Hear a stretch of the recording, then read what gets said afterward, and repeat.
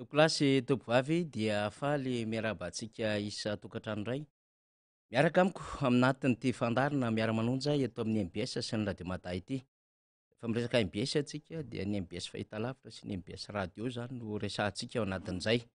Ny tenako faniry Razafy Manantany no miaraka amintsika amin'izao fandarana miara-manonja amin'ity atoandro ity araka ny ahafantarantsika azy dia manomboka amin'ray ora mahery eo zao moa tsika zany efa nioatra kely le minitra natanterahantsika amin'ny fandarana dia anaovana ny fialantsiny ho antsika rehetra zay efa nangilatsofina hanaraka ny fandarana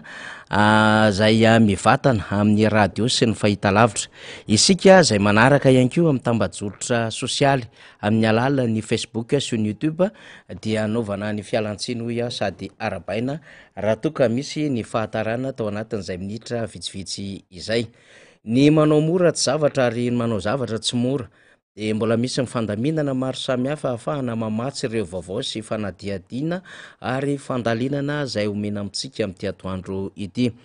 Ity ampiandohana dia misaotra sy miaraba an'ireo namana teknisiana indray hiara makivaky ny herinandro amintsika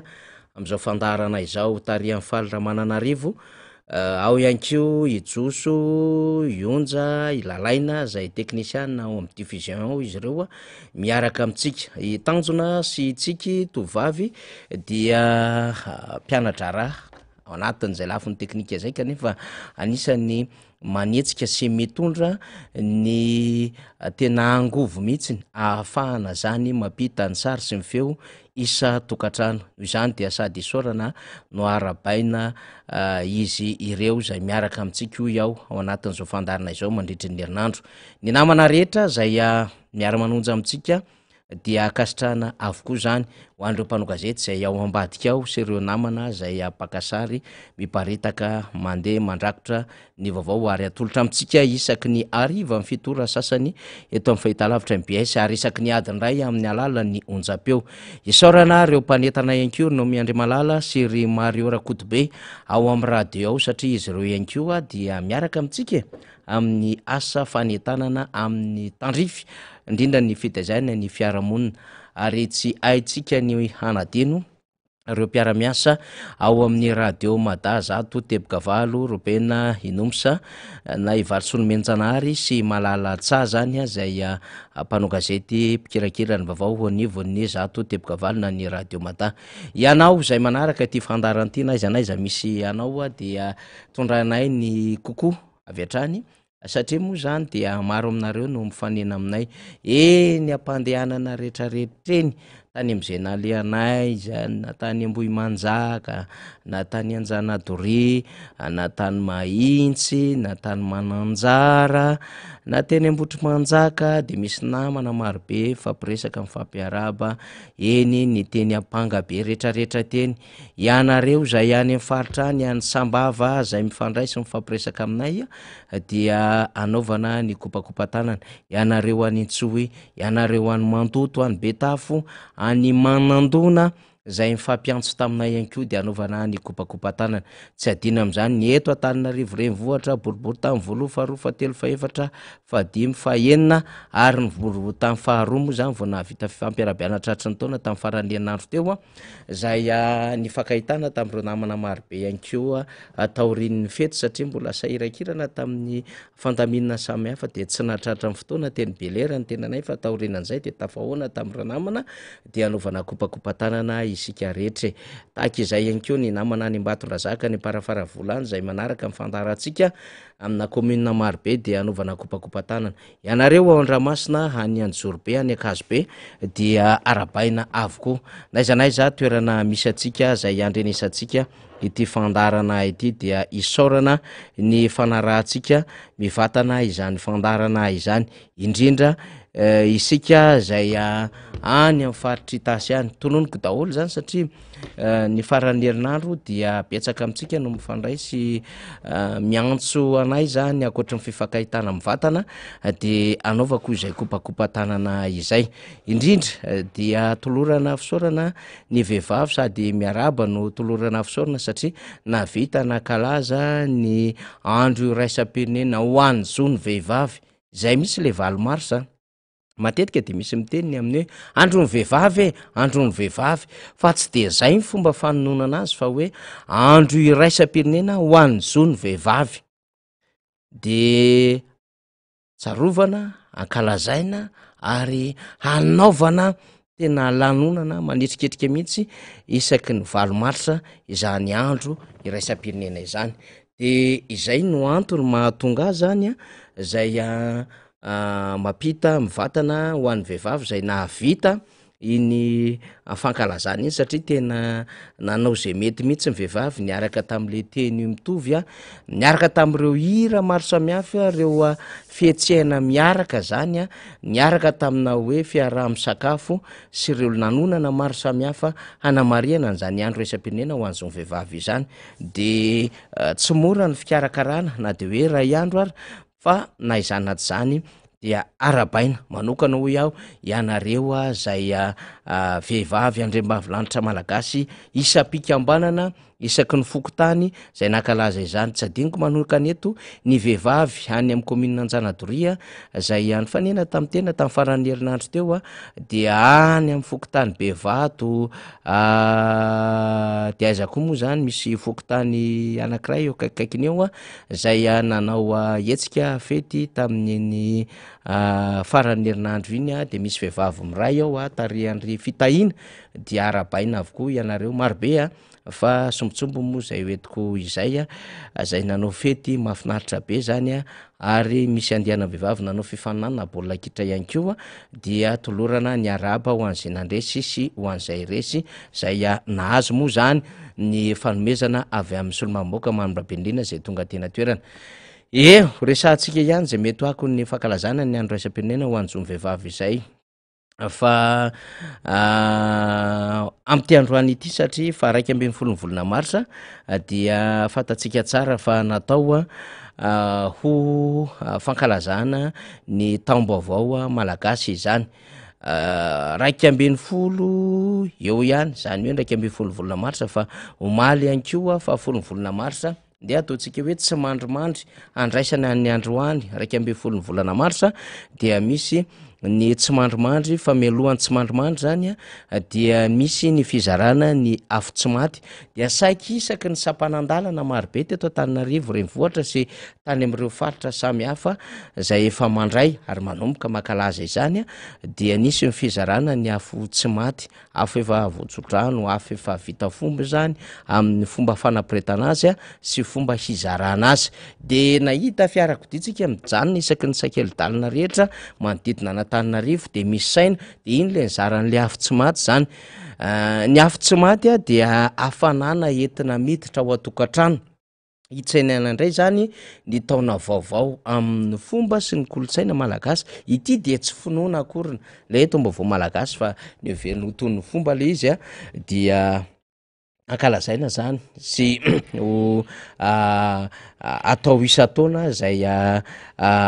fankalazana azy izany satria dia manaraka ny fizotrany volana zany ny fomba hanatanterahana sy hanomezana ny daty am'izany taom-baovao malagasy izany de rehefa nandray ny afo tsy maty omaly de samy mitondra izany isa-tokantrano de samy nanantena zany amin'ny hoe ity taona 420 ity araka ny fanosan'andro malagasy nanomboka androany dia mba hitondra hafanana isa-tokantrano ary samy manantena fa ny afo tsy maty dia hitondra famirapiratana firedaredan'ny fitiavana ao anatin'izany tokantrano izany fa ny afo tsy maty ihany koa de androka andreo mety hoe mety ho sanjila ratsy mety ho zavatra hafahafa manalonaloka tsy de metimety ho an'ny isa-tokantrano fa zany afo zany ihany koa dia hitondra fifankatiavana fihavanana vaovao indray zany ampiredaredany zany ao anatin'ny fiarahamonina malagasy zany avokoa zany lay marika lay afo tsy maty fa rehefa ao anatiny hoe fandraisana le taona vaovao tahaka izao dia mandray ny sakafo maraina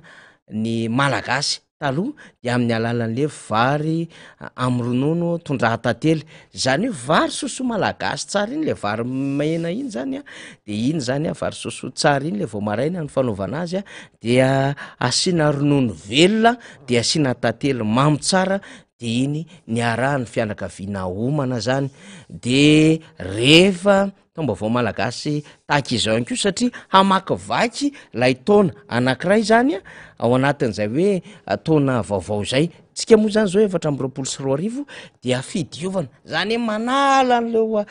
ratsy rehetra sy ireo zay tsy de metimety zany moa zany le hoe fomba malagasy zany de mitady rano mandeha ny tena tsara kokoa zany ho an'izay efa mpanao an'izany taombaovao malagasy izany a de lasa an'iny le ratsy rehetra satria fomba malagasy miteny ho lasa am'izay ny ratsy rehetra de manao an'iny fidiovana iny a misy amin'ny andriny maro le izy a fa tena mivavaka koa aloha zany mijoro aminay Andriamanitra Andriananahary a zava-dehibe ao anatin'izany hoe nambarako rehetra izany a dia lay hoe fidiovana zany fomba malagasy zany tsy zay maharatsy azy fa mahafinaritra am'izany de ny fahatsiarovana mandrakariva ny fisian'ilay Andriamanitra Andriananahary a izay ninony malagasy efa hatram'izay naharitra tany amin'ny fahagola tany a de efa nino izy na mbola tsy tonga teto ary reo antoko-pivavahana samy hafa nizara am'ireo tokony ho lalana amin'ny alalan'ny famonjena de efa nino izy fa misy zany Andriamanitra tapony loha zany satria hoy ny malagasy miteny manao hoe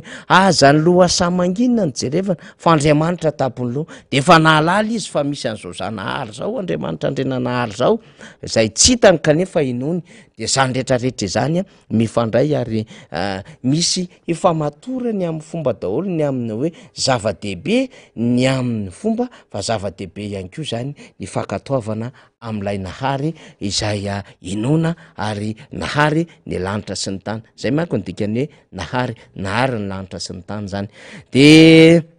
arabaitsika zany tratran'izay asaramanitra zay ny malagasy rehetra izay mankalaza izany am'ty androany faraky 12 ny volana marsa ity samy manana ny fomba kalazany azy itsika araky ny hoentimanina sy ny fahafahana zany fa ny tena tsara raha ohatra moa misy raha tsy misy tsy mampaninina le izy a de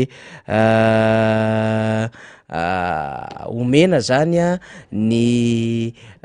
fahafahana tsara mihitsy anao fety am'ty androany ity ny isa tokantrano raha ohatra manana fahafahana hoe afa tena tsara indrindra de lay akoho gasy iny le mamoly sy mamona n'iny akoho malagasy mahafinaritra be de zaraina amin'ny fianakaviana satria ny famonoana akoho amin'ny malagasy a dia misy fitsinjarany daholo na ny lohany na ny tendany na ny atiny na ny elany na ny vodiny sy ny sisa fa rehefa tsy manana moa tsika tsy mampaniny fa eto am'izay mahafinaritra atsika fa ny zava-dehibe de hoe zao mifanaiky sy mifanaja ary mitandro ny sotoavina sy ny fomba malagasy itsika ary mametraka mandrakariva ao anatitsika fa tena tiatsika ty Madagasikara ity ary manana an'izay fo zay tsika ny amin'ny hoe tena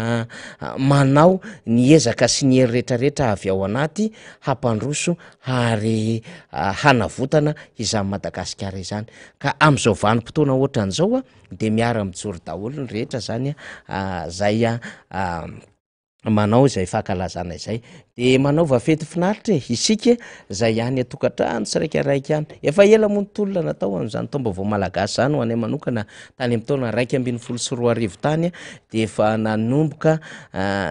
nitondra sy ny voy an'izany hevitra izany araky ny fanisan'andro malagasy araky ny fomba malagasy de mifampizarana tamin'ny namana de mahafinaritra le izy raha mbola vitsikely teny am-piandohana de voaray de nafinaritra zao alina izahay vocal dia mitondra fanala zany hoe arendrina le malagasy mahafinaritra de mitondra an'le labozia maka an'le afo tsy maty de ny saromana atao anatin'ny inona moa izy ity tao anatin'ilay tavoahangy samy hafa plastika zany de samy mitondra an'iny samy mba manantena ny amin'ny hoe hisy hafanana ny tokantrano samy mba manantena ny hoe iredaredan'ny fitiavana ny fihavanana ny firaisankina ny malagasy ary samy manantena ny amin'ny hoe hafana ny ady am'mpandrosoana zay hirotsaka ao anatin'izany tokantrano izany izany ho ihany le signification lay afo tsy maty zany de nafinaritra be nahita tany am'izay nale rehetra satria niezaka niodana an'Antananarivo isaorako manokana ny namana Hery Ranjala Vonjirarinisa sy Ritanjolarandre Tsarafara zany niaraka niodana tamin'iny alina iny nijery an'izay fankalazana n'lay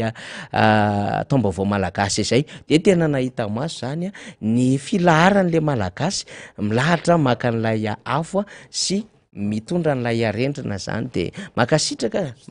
ho antsika menakavy toy izy mandrakariva ny fiarahamonina sy ny firaisan-kina de toy izy mandrakariva ihany koa ny fitiavantsika ny ty Madagasikara ity tsy diso mihitsiny ny filomarika Ravalomanina raha nanangana toko de nyteny hoe tiako Madagasikara satria ilay tiako Madagasikara miainga avy any anaty fotsika mihitsy ny fitiavana an'le Madagasikara de atao amin'ny teny atao amin'ny asa atao amin'ny zavatra rehetra zay ny eritreretina ahafahana mampiseho an'izany fitiavana amin'ny Madagasikara zany izany no asehontsika anatin'le fitiavana amin'ny Madagasikara zany hoe tsy tononona sy soratana fotsiny izy fa atao amin'ny fomba rehetrarehetra zany mba ampisolotra an'ilay Madagasikara ampisolotra an'ilay vahoaka malagasy izany de akasitrahana de mahazo mesazy ahy eto de arabaina ihany koa ry namana Yandi eny Ambatolampy tsy mahafotsy eny namana tena namana mahafinaritra raha tsaronareo Yandi de anisan'ilay mpapita vaovao tamintsika foana tamin'ireny Angaredona ireny izay moa zany niezaka njara ny vaovao teny amin'ny Angaredona fa teny amin'ny terrain foana tamin'ny alalan'ny hetsika fotsy ny namantsika Yandi zany mpapita ny vaovao zay efa mpanao gazety tranainy kory namana Yandi zany de sady anaovana araba satria any ampakalazana ny taom-baovao malagasy any mandefa hafatra amintsika zany de sady mirary soa ihany koa zany izy ho an'ny malagasy rehetra fatatsika tsara ny tantarany zany Ambatolampy tsy mahafotsy zany ny amin'ny tontolo ny tena hoe fitandrona ny malagasy moa zany eny ary zay ny amin'iny fa de manaova fety finaritra isika menakavy zany amin'ity volana marsa ity ahoana sy ahoana ny endriky ny fandarantsika de misy mandefa hafatra zany voaraiko eto ny amin'ny hoe ny akanjo gasigasy de zay mihitsy satria zay le izy hoe tsy atao amin'ny alalan'ny teny sy ny feo fotsiny lay hoe tena itiavantsika ny te Madagasikara ity fa asehontsika amin'izay fomba rehetrarehetra ahafahantsika maneho a Madagasikara na amin'ny fandraisana andraikitra na amin'ny alalan'ireo asa manandraikitra rehetra zay atao zany de ty moa zany ny akanjo ny safidiko androany zany ao anatin'izay taom-baovao malagasy izay misy satroka miaraka amin'io fa navelako etsy anany eto le satroka zany sao mety aniringelina atsika zay mahita mivatana amin'ity fandarany ity eny ary ny tenako fanira zafy manantany miaraka amintsika tsy tafaradalana amintsika androany no ny antony mbola manao ny fandaminana samy hafa moa zany sady voatazona amin'ny adidy amanandraikitra ny solombamboaka zay rirandrembolaina dia harabana ihany koa nefa naizana zany ny commune Ankady kely lafy navita fifampiarabana tamin'io farany herinandro io arabaina daholo tany amin'izay toerana rehetrarehetra tany Toliary ihany koa tany Tomasina tany Fianakatsoa tany Antsiranana tany Ambatondrazaka parafaravola tany arabaina nareo fa nanao fety mahafinaritra tao anatin'ny fankalazana ny nahazona ny taona vaovao an'ny fanisan'andro Grégoriana zay teneniko zay fa ny taom-baovao malagasy moa zany dia nanomboka androany samy hafa manko zay resako zay de teny mifaritra rehetra zay ahafahantsika mifankahita teny ihany koa zany de maro aminareo no nitondro aloha hevitra tamiko ny niteny tamiko mba resao rangaha faniry zao zavatra zao mba teneno rangaha fa tena mijaly anay amin'ny tsy fandripahalemana mba resao rangaha fa tena tsy zakanay ty resaka vola alaina ny bokon'omby amin'ilay fiby ty na fils individuel de Bovidé satria to misy vola be alaina 4,000 ariary isaky ny omby totra misy miresaka amin'izay mba teneno faniry ty resaka zezika ty fa tsy zakanay mihitsy ny vidin-jezika na de eo aza ny finiavanay ty hamokatra te amboly mialatsy ny tompoko dia tsy zakanay ny vidin-jezika de misy amintsika koa mitaraina ny amin'ny hoe fotoana zao mba hazona masom-bolo tsara aizany hazona an'izany satria miakatra daholo ny vidin'entana amin'izao fotoana izao maro amintsika hoy aho no miresaka amiko de mijery aho zany no fomba ahafahana mitondra le loha hevitra samihafa ao anatin'ny fandarantsika mandritry ny adin'ilay ora sy sasany eo satria ny tenako rery zany no hiatrika atsika atao anatin'ity fandarany ity fa na izany na jany de ezaka nitaritra n'le vaovao samihafa fa ny vaovao lehibe aloha zany androany zay teo anivo ny antokotiko Madagasikara ny antokotiko Madagasikara mivolony ao anatin'ny firaisan-kina Madagasikara ho an'ny malagasy de ny voaka zany tamin'ity androany ity ny andehan'ny voalohany tamin'ireo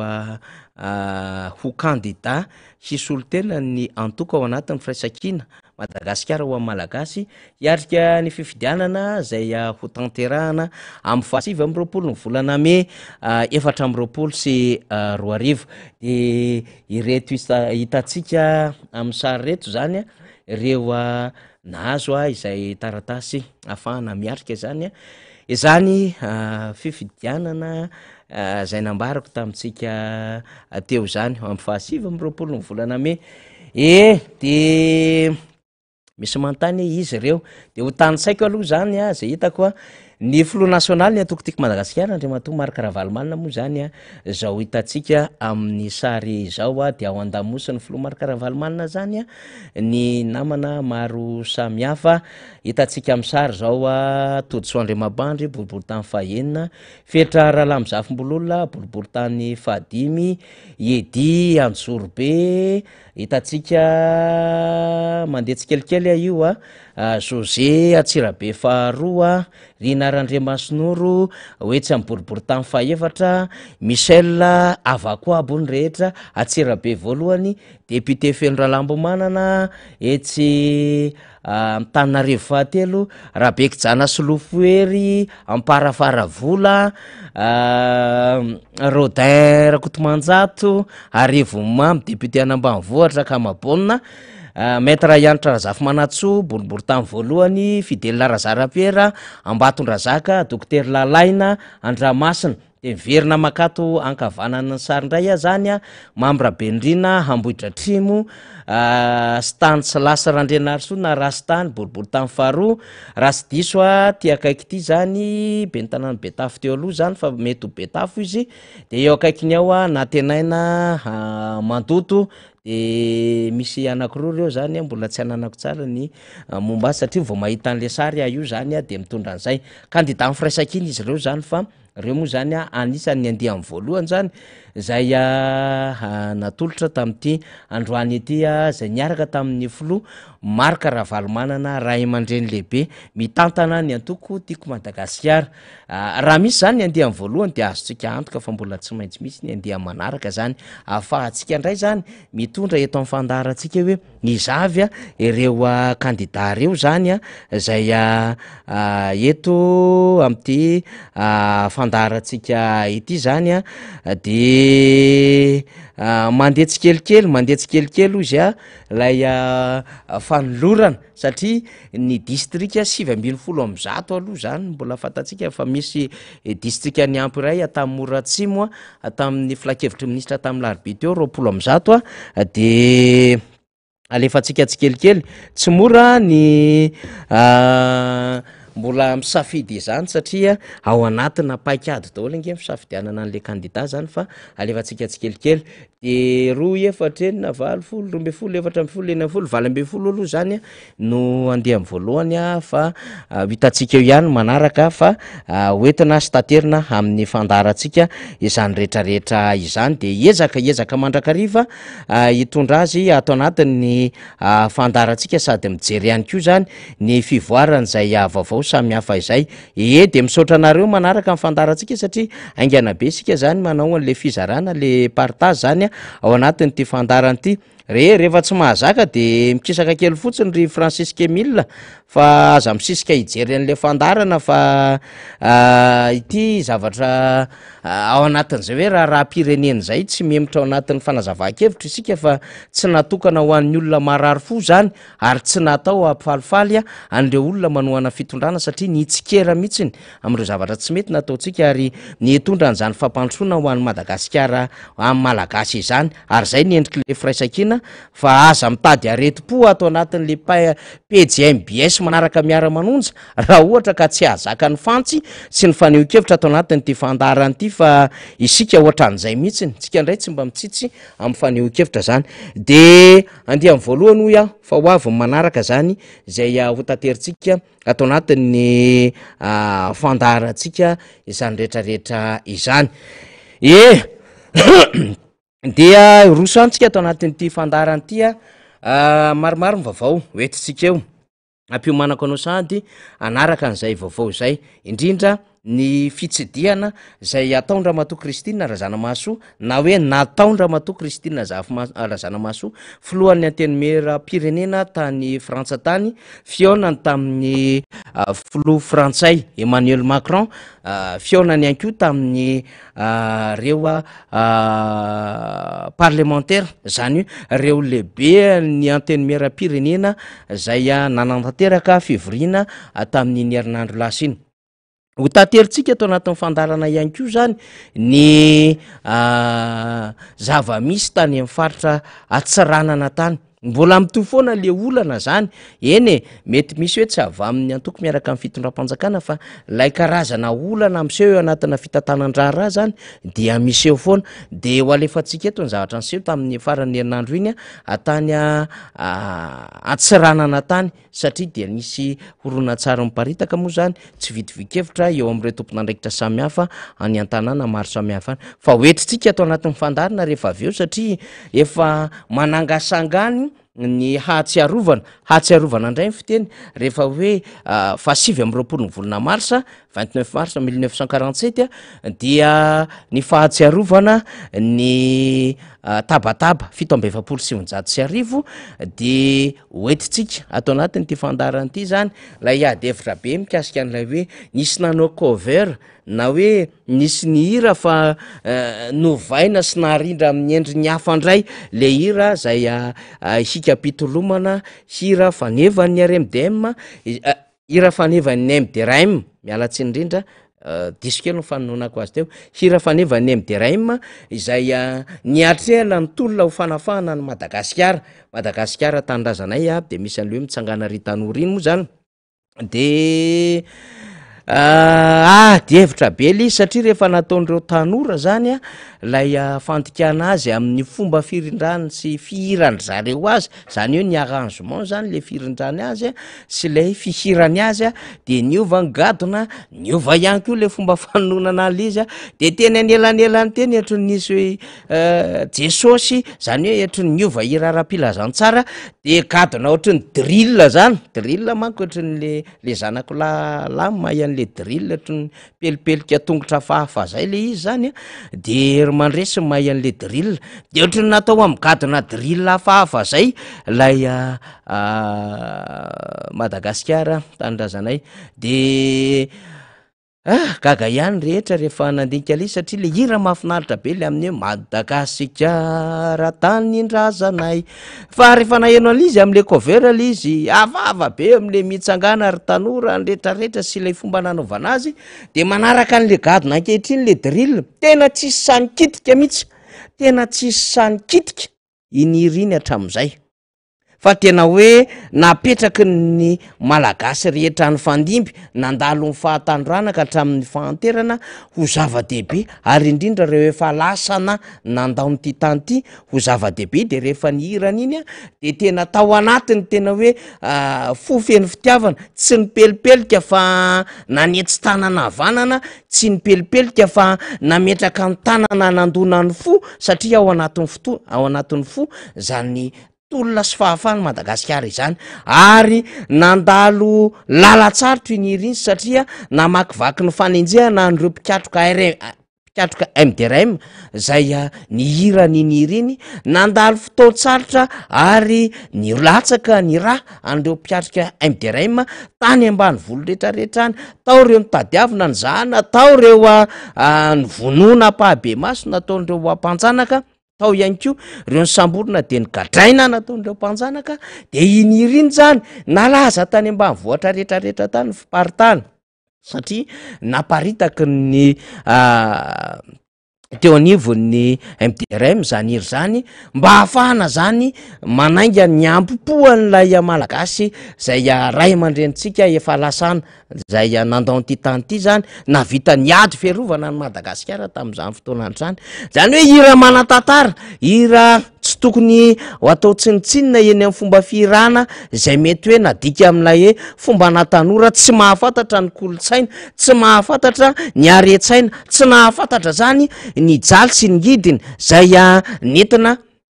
narafitra tao anatin'izany iry zany satria nantony ny ara de goavambe mihitsy raha ohatra ka hita amin'ny faly eo a de vakitsika nytony le hira hoe Madagasikara tanindrazana iny a de horaintsika mihitsiny zany a tsy hoe iraintsika moa zany fa ho tonontsika mihitsy le izy hoe ohatran'izao anie ny fomba izay nanaovana aniny iriny a tsy mora le izy a de ho tonontsika satria le tanora ty aorina ho zay ny tena olana tsy maharaka indraindray ianareo am'le tena hoe zava-misy ainan'le firenena zany ary zay nge ny antony mahatonga anay tsy mety reraka zay nantsika an'le olona manaraka am'le miara-manonja ao anatin'ny pejiny MBS le hoe resa be fotsiny ka tsy problème zany satria zao tsika tsy maintsy manitsy amin'ny fomba fahazony rehetra zany hoe afim-pitiava-tanindrazana zany zany hoe alehibeany fitiava-tanindrazana ao anaty zany de zay ny antony mahatonga zany tony fandarany tony tena sary-piaro ary sarotiny rehefa voakitika zay asym-piandrianina sy zay hoe tanindrazana zay de tanindrazana nge zao zavatra tsy mandeha am'izay loany zao hoe mienjera any am tsy tokony ho izy lay zavatra iaina an'le firenena sy le manjoa an'le tanindrazana zay zo zavatra mahasorena mahasosotra ary mahatonga le fahampitehany eto amin'ny firenena izay de manao ezaka isan'andro san'andro itsika mizarany zany afim-pitiava-tanindrazana zany amin'ny alala ny fampahafantarana ny zava-misy iaina an'le firenena satria tsy afaka iaina an'le afim-pitiava-tanindrazana le miredareda ao anaty isika raha tsy mahafantatra ny tantara raha tsy iainantsika ny zavatra maharary ny firenentsika sy mipiray tanindrazana amitsika ary raha tsy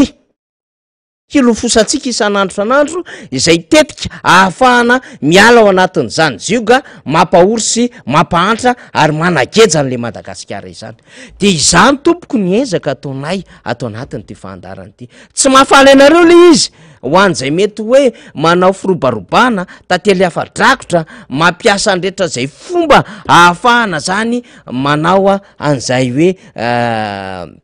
fakana ankeriny na hoe fakana amin'ny ampahana ankolaka any Madagasikara izay satria hoe mbola misy malagasy mijoro miaro an'le Madagasikara de tsy faly ny sasany ka tsy problème atsika ny sasany tsy faly fa ny atsika de zao ahoana no ahafahana mampita an'le hafatra zany de rehefa tsy tafapita le hafatra rehefa tsy mbola miaina am'le tena fitiava-tanindrazana tsy mbola miredareda ao am-pon'le heverina fa tokony malagasy ateorina lay fitiavana an'le Madagasikara de manaonao foana amina hira tahaka ny reny hirany MDRM reny de version hafa nitondrandry zareo an'le izy de betsaka ny tezitra sorena tam'le fomba nanaovana an'le cover Madagasikara tanindrazanay tamin'ny faran'ny herinandro betsaka ny tezitra rehefa nahenso nanaraka an'le izy tany amin'ny tambajotra sosialy tsy ohatran'io le izy tsy ohatran'iny le izy faravaratsiny zany nanakaiky ny gadona zay milamindamina manitsotra inona fa faravaratsiny koa nanakaiky any tsy novaina zany le feo zany de mba notendrena sy no iraina amin'ny fomba zay mampiakatra ny aingam-panahy ao anatin'izay fitiava-tanindrazana zay fa tsy zay le izy fa natao tamin'ny gadona drill tampoka teo misy jesosy eny andalana eny le izy tsy fantatra hoe fa inona ary zany de ohatra misy fiteny vahiny amin'ny fomba tsy fantatra zay le izy nefa afa mihitsy ny tolona nitondrany ny MDRM an'izany tolona ho fanafana Madagasikara zany de isaora mifaly zao nge le tony le hira Madagasikara tanindrazanay tany sarobidy masina sisoa lova soa no omeny razana taloha maty ho anao no tena lazanay mitsangana ry tanora mitsangana aza manana ia zao no andro sady ora mijoroa sahitoko ho lehilahy mandeha ihany isika rehetra zao akanga miarady tsy azoko tabaina na ravana koa ka hitomban-da hiasa re satria io ny loharano fototry ny soa de mandeha zany le famerenana malagasy eo andeha hifankaty ompirahalahy teny iray tapo ny mifakahala ataovy sanatria teny iray tokoa ny saina sy ny fo dia auteur compositeur moa zany ao anatin'izay dia JW moa zany ty tsara raha omena kely faly ngamba le fanalavana le anaran'le olona fa niaraka tamin'ny Jacques Aimé raha mefy zany ira fanevany MDRM Madagasikara tanindrazanay tsara be ngena ny tony le hira tsara be na ny afatra ao anatin'le hira e. Ary naizanaiza nandritra ny vanim-potoana ny fandimy teto Madagasikara dia hijoroana hatrany ho an'ireo fikambanana, ho an'ireo antoko politika, ho an'ireo heverina fa olona zay tena tia tanindrazana ny manao an'izao hira zao. Ary ny RMDM ohatra de naka anty hira ty mihitsiny ho hira fanaingana izy ireo ny tolona zay nataony ny rody be mpanohatra ho an'ny demokrasia eto Madagasikara. Tsy nanova ny gado na tsy nanova ny tonony ny RMDM fa io hira zay noforony ny Jacques Emeramefy io sy ny namany no nentin'ny RMDM tao anatin'izay hoe tolona nataony tety amin'ny Madagasikara izay, satria nahatsapy izy ireo hoe mbola tsy afaka Madagasikara ary miapotika Madagasikara very eo am-pelantanany malagasy. De rehefa nitondra an'le tolony ny RMDM dia nisafidy an'ity hira fanevany MDRM ty izy ireo. Tsy mampaninona zany satria anisany hoe mbola fandraisana an'ilay afo-pitiava-tanindrazana, fandraisana an'ilay ndeha ataotsika hoe hikika ny tolona tamin'izao fotoana zany hoe Madagasikara afaka, Madagasikara ho amin'ny malagasy. De zay nge mbola hijoroany ilay mpitolona ty aoriny. RMDM ary nametraka mihitsiny hoe ny fitiava-tanindrazana no mampiray atsika. Zay mihitsy koa moa zany slogan ny RMDM. Lasa miresaka kely amin'izay satria hoe nisy nampiasa zany lay hira fa tsy nikitiana lizy fa niraisina fotsiny lizy ny amin'ny toy ny fananana iombonana ho an'ny malagasy mijoro sy miaro an'ty Madagasikara ty. Rehefa misy zavatra tsy andrariny ka hijoroana hiaro an'izany hoe Madagasikara. Ka raha miresaka Madagasikara zany de lay firenena sy lay vahoaka ny resaka ao anatin'izany. Dia zay ny antony mahatonga ny rehetra zany rehefa nahita n'iny clip iny de sary-piaro mba tsy mety kosa e, aza tao an'izao kosa nama lay firenena. Marina fa tena manao zay daniny kibony le mpitondra fanjakana, marina fa tena azo lazaina fa manao skandale tsy roa matany tsy fahita teto Madagasikara le mpitondra fanjakana, marina fa miroborobo ny kolikoly am'izao fotoana zao ary tena anjakany vahiny le malagasy, na vahiny karana io na vahiny sinoa io manjakazaka sy maka ny tany malagasy, na io vahiny mena sofony avy any amin'ny faritra andrefanany occidentaux samy hafa any avaratra zany na andrefana mety daholo zany, dia manao zany zay fomba zay afahana maka ny arena amin'ny malagasy. Marina fa tsy vitan'le mpitondra fanjakana etsony any amin'ny sehatra rehetra isa-tsokajo ny ary resahantsika eto anatin'ity fandarana ity ny tena mametraka an'izany hoe fiarovana ny firenena sy ny vahoaka ao amin'izany. De lasa miady rery le vahoaka, de miady rery ao anatin'izay hoe tsy fananana hery ahafahana manohitra ny zavatra zay tsy ara-dalàna, tsy ara-drarina, tsy araka ny tokony ho izy ateon'ireo vahiny manjakazaka ny tenositsika ity.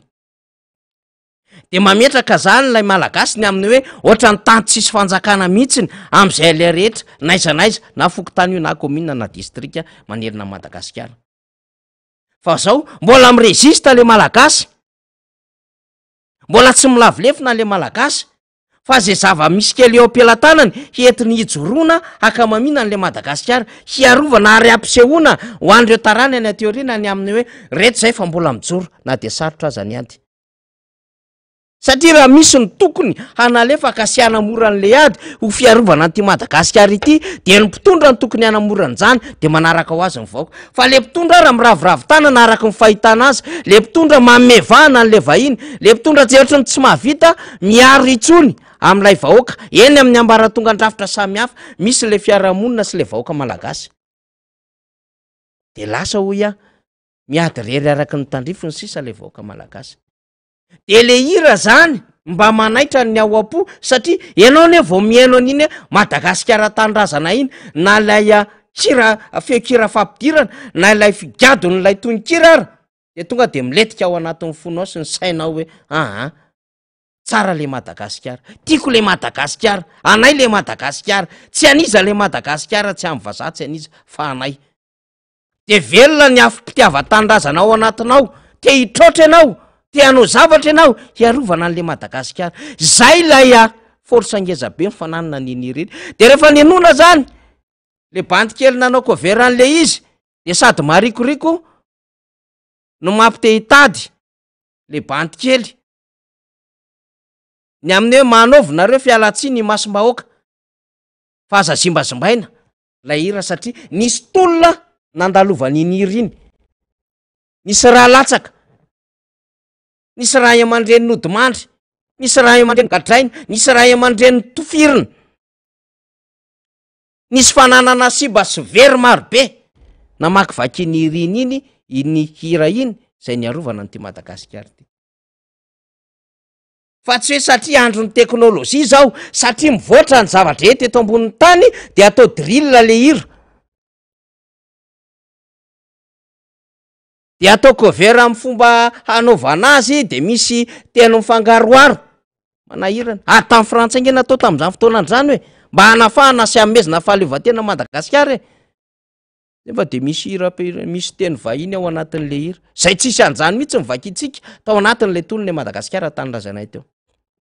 Satria hoa matotongo zao rehetrarehetra zao, satria matoto hitatsika zany rehetrarehetra zany, de zao lay fanjakana mihitsy ny goragora tsy afaka miaro tsony amin'ny fomba maro samihafa an'ilay firenena,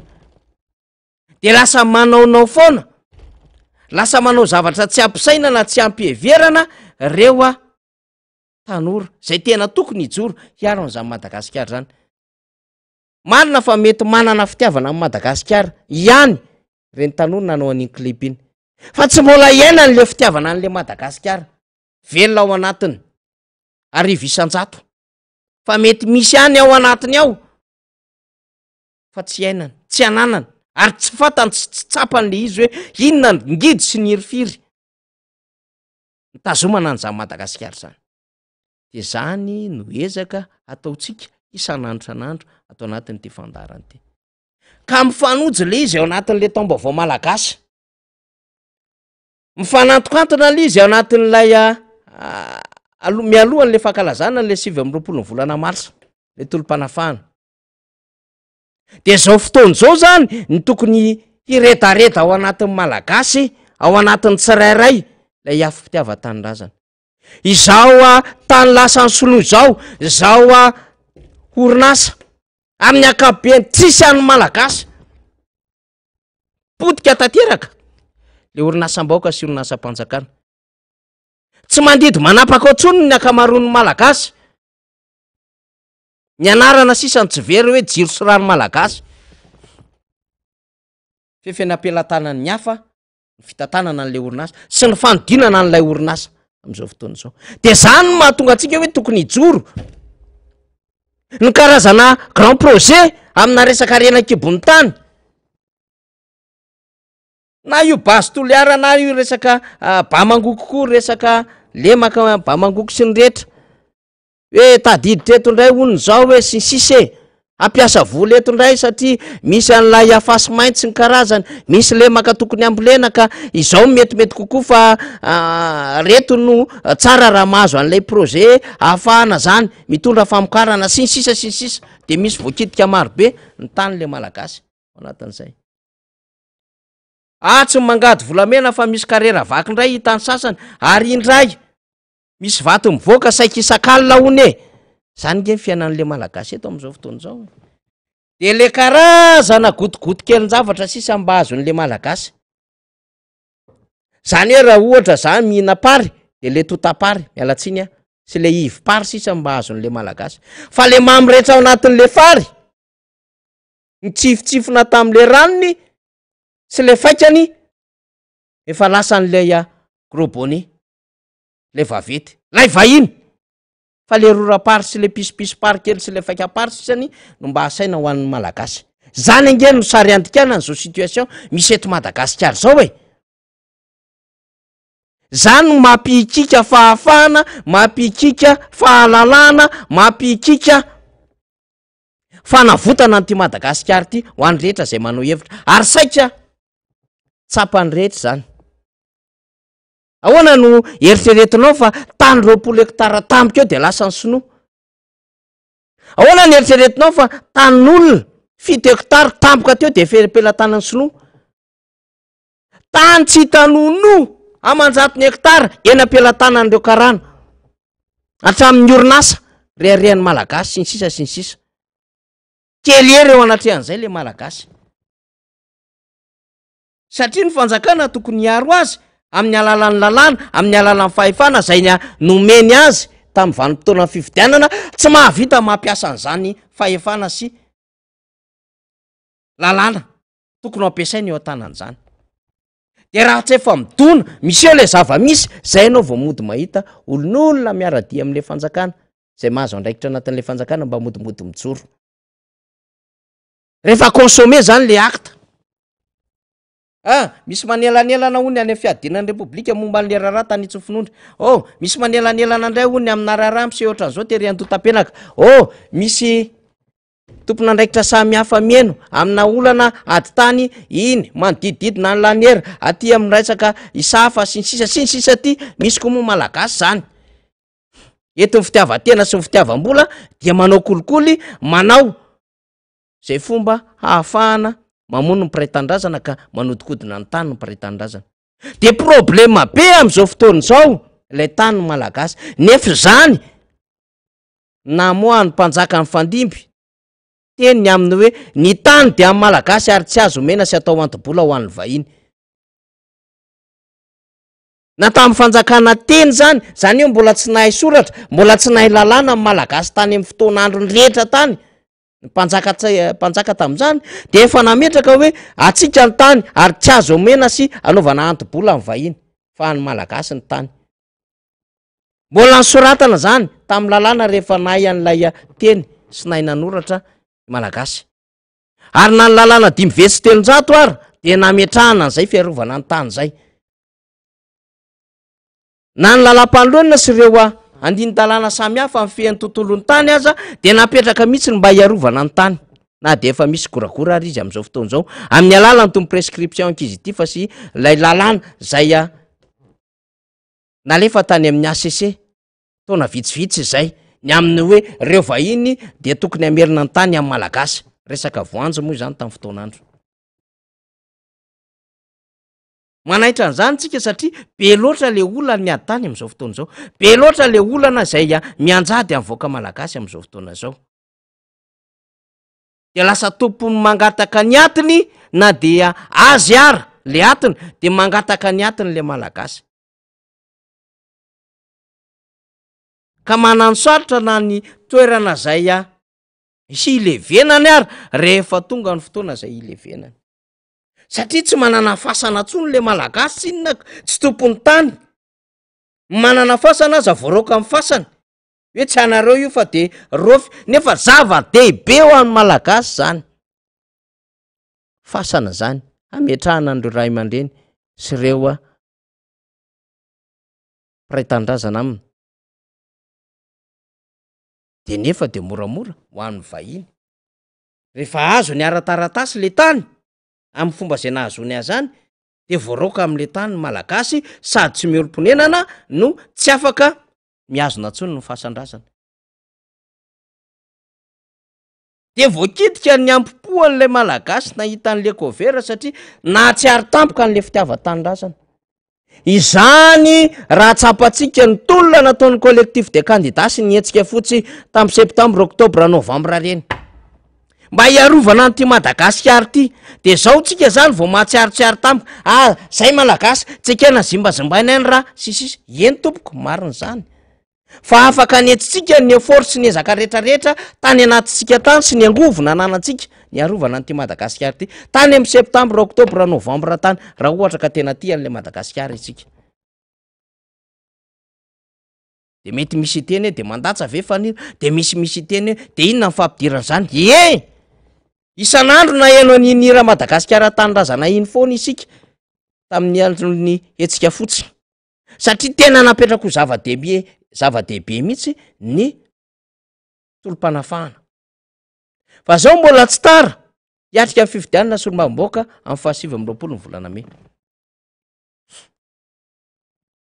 Ka raha mbola tsy tara zany de atsony isika, atsona ny rehetra mba hiazona atsona ny rehetra mba handray sy ametraka ho zava-dehibe izany afo-pitiava-tanindrazana zany ary tokony iaina ny isan'andro san'andro le izy tsy hoe rehefa ataom-baovao malagasy ihany, tsy hoe rehefa 29 marsa ihany, tsy hoe rehefa 26 juin ihany, tsy hoe rehefa misy manibazimba le Madagasikara tanindrazanay de taitra sy mifo, tsia fa mifetsika andavanandro ataotsika de aseho ifatytsika le Madagasikara amin'ny asa ataotsika andavanandro asehotsika fa tiatsika le Madagasikara amin'ny fomba hiarovantsika nyty tantsika ty ary raha misy manao zavatra tsy andraro sy tsy ara-dalàna mamotika sy mibahana ary makany ny ampahany am'le firenena sy manao zay arendrika an'le Madagasikara sy ny vahoaka ao aminy dia tokony hijoroan'ny malagasy zany asehoana amin'ny fitafinao na amin'ny fiteninao hatramin'ny fisainanao aza sy ny zavatra rehetra ataonao isan-tokantrano any mahasaro-piaranao an'ity Madagasikara ity indrindra asehoy amin'ny andraikitra angatahana aminao ary manakaiky indrindra am'izany ny andraikitra angatahana aminao dia amin'ny 27 ny volana me fifidianana solombavam-bahoaka ho famerenana amin'ny Madagasikara ho amin'ny malagasy io ho fandraisana andraikitra ho fanavotam-pirenena io fifidianana fanavotam-pirenena io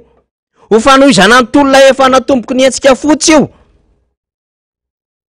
ady atao amin'ny vazaha io ady atao amin'ny mpanango-karena mpamotika ary reo mpanimbazimba ny aren'ny malagasy dikan'izay fanombohan'ny ady miditra maka fahefana zany io tanterahana amin'ny 27 ny volana me io de manakaiky amitsika eny amin'ny distrika eny reo olona zay hakan'izany andraikitra hanohy amin'ny alalan'ny fidirina anatin'ny androm-panjakana izany amin'ny alalan'ny lisitra firaisan-kina reo zay ny safidiana hitondra an'izany ady izany de mahafantatra ny andraikitra tokony raisiny rehetra ny rehetra satria hoe io dia heverina ho tony ny fiodinana faharoa io de heverina ho tony ny fanombohana ara-drafitra satria hiditra ao anaty rafitra mihetsika fotsy ny mpanohatra sy ny angaredona dia fanombohana ara-drafitra an'ireo asa rehetrarehetra zay ahafahana mamerina amin'ny Madagasikara ho an'ny malagasy zay le izy ka miantso zany ny fahatsapahan-tenatsika mba handray ho zava-dehibe ny fifidianana solombavam-bahoaka ho avy eo mety tsy nahita ny tolona nataon'ny menanamba isika mety tsy niaina ny tolona nataon'ny VVS itsika mety tsy nahita ny tolona nataon'ny sady avatsika mety tsy niaina ny tolona nataon'ny jinitsika niaraka tamin'ny dadamonja mety efa vitsivitsy am'izao fotoana izao reo niatrika ny tolona naeton'ny MDRM fa entsika araky ny tantara sy ny fahampahalalam-baovao ary araky ny lovatsofina sy ny fampitahakafatra nataon'ireo mpanoratra rehetra sy mpahi-tantara taty aoriana niezaka nataon'ireo ray aman-dreny nitarika an'ireo fikambanan'ireo na reo fikambanana miafina na reo fikambanana zay fantatra ny fisiny teto Madagasikara de naharentsika hoe zao ony nataon'ny jiny zao ony nataon'ny Panama zao ony nataon'ny VVS zao ony nataon'ny sady ava zao ony nataon'ny MDRM fa zao am'izao fotoana zao ianao mihitsy mandray anjara fototra am'le tolona ka efa zava-dehibe no ahafahanao matsapa-tena fa hiatrika fifidiana ianao amin'ny 27 ny volana me de iny la endriky le tolona hanaovanao an'le révolution électorale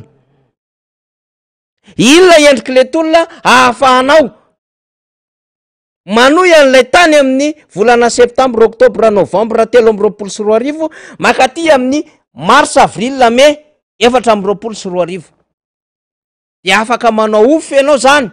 rehefa afaka mijoro mihitsy ianao mihitsy ny deha anetana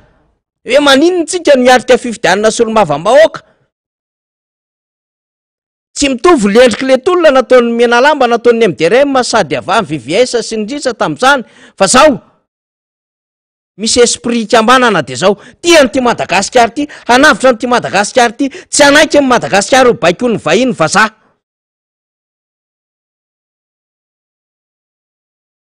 de isika ankehitriny zany lay génération am'izao fotoana zao no hitondra zany fomba fijoro mahery vaika izany am'ty fifidianana solombavam-bahoaka ity fomba fijoro mahery vaika io iah satria misy dinamisy macréena ao anatin'izany de tsy akipetraka mihitsy ny aminy hoe fredaredany ny afitiava-tanindrazana raha nandeha nidana tany ambanivohatra tany ah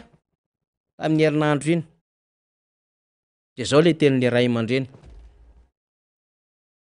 efa 20 taona mahery ah hoy izy tamin'izy nandray fitenenana efa 20 taona mahery ah raha baiboly de zao efa karakarazany nefa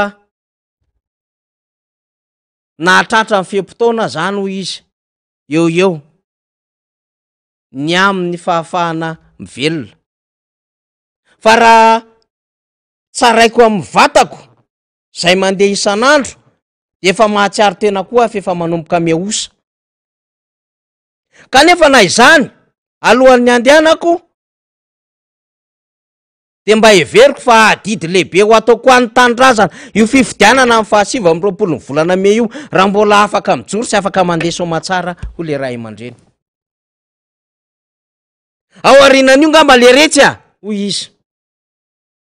nanohy ny teniny rehefa mba azotsika za maro anisy zany de mba afaka matory kely ihany a tsy ampitaitainana afaka mba manoratra moramora satria za de manoratra isan'andro san'andro mba ho arsiva firaketan-tsoratra zany araka ny nambaran'le ray aman-dreny amin'ny tantaran'ny firenena hoe efa nisy ezaka lehibe nataon'ny malagasy de azoko am'izay le izy za fa ny razafy manatany azoko ny tiany ambarany aminy hoe hijoroany io mety any anatin'ny urina no asa amin'io no andraikitra amin'io fa zao ahoana no amadiana an'izany ho teny fanavotam-pirenena de ambara amitsika rehefa tonga fotoana afaka nambarana ny zavatra tokony ataotsika fa zao aloha mila mifanetana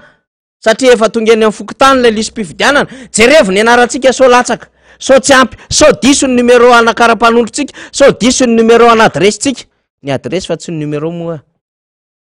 diso kely tam'izay amariny tsara daholo zay azo amarinina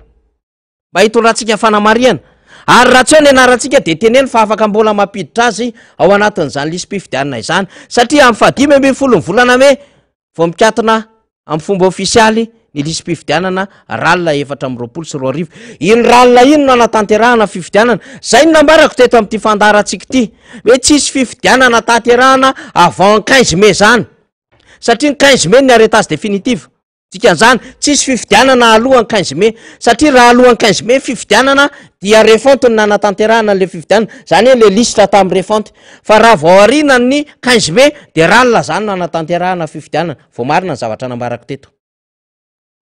satria 29 May fifidianana dikan'izany ny arretage définitive 15 May iny lisitra iny zany nanatanterahana fifidianana 29 May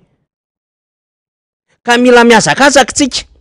am'ty volana mars ty ny anamariantsika an'lay anarantsika ny lisym-pifidianana ny fokotany rehetrarehetra any de hoeto ny fanamariana mba ho voasoratra ao isika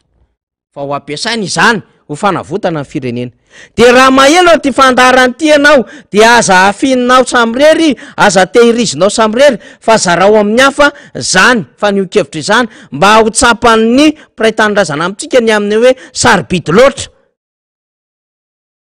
révolution électorale nantolona raha-pifidianana ataotsika amin'ny 27 volana May ahafahantsika mamerina amin'ny Madagasikara ho amin'ny malagasy zava-dehibe zany